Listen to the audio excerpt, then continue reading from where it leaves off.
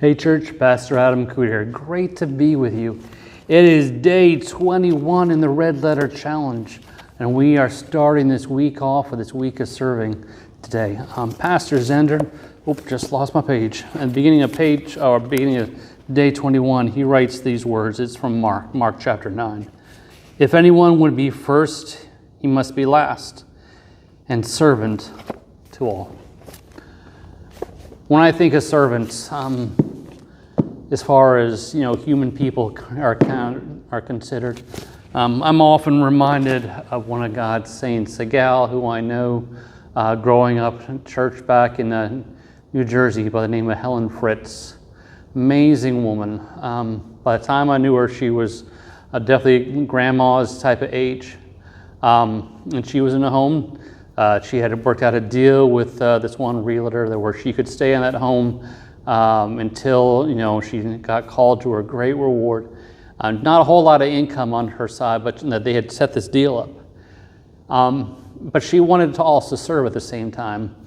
Didn't have a whole lot of finances to do it, so she decided she was going to serve in a different way. And she did a lot of other things kind of behind the scenes, but one of the beautiful things she would do is she had a gift for growing flowers. And so at this house where she lived, she had a nice little section of land on there. And she had a nice little garden. She grew flowers all the time. And so every Sunday she grew flowers. She made the flower arrangement for the church every single Sunday. Didn't matter what was going on. She had always put together this beautiful arrangement of flowers that she grew out of her garden. Now again, she did a lot of other things behind the scenes, serving people in different ways. But she always did that. In fact, I remember one VBS year, she grew one of these little, I think they're called lantern flowers. I'm probably have got that name wrong, but every kid who was there for VBS that year got one of these little special lantern flowers. I've never seen them since, never heard of them before, but she found them and she made sure every kid went home with one. And why do I bring up Helen Fritz?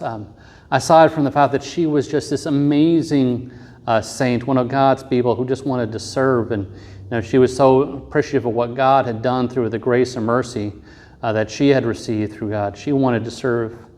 And yet I bring up this account of her because I think in many ways, a lot of us, we want to serve, but we don't know how, or we don't recognize how we can do something.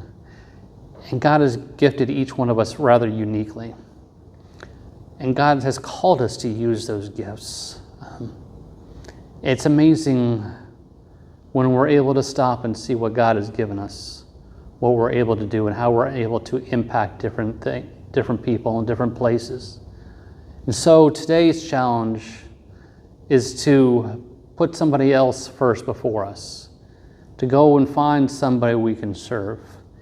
And the truth is that God's gifted you in unique ways and placed each of us in different unique positions. And so wherever you are, you've got that unique thing, that unique gift, and unique promise from God that you are able to serve Him if you just look around. And if you take a minute, ask God to show you where you serve, I'm sure He'll be able to show you some unique way and some unique place that you're able to do things that other people aren't able to serve. So may you on this day find that challenge. May you in this challenge find that person to serve. And I pray that you realize God's gift to us in serving and find that purpose that each of us has been given. Remember, brothers and sisters, I pray you're staying strong in these challenges. You're growing closer to God. If you're still struggling to do that, ask God to reach into your heart and make some changes. He hears all of our prayers and knows our heart's desires. So I know that He will do that if you are open to it.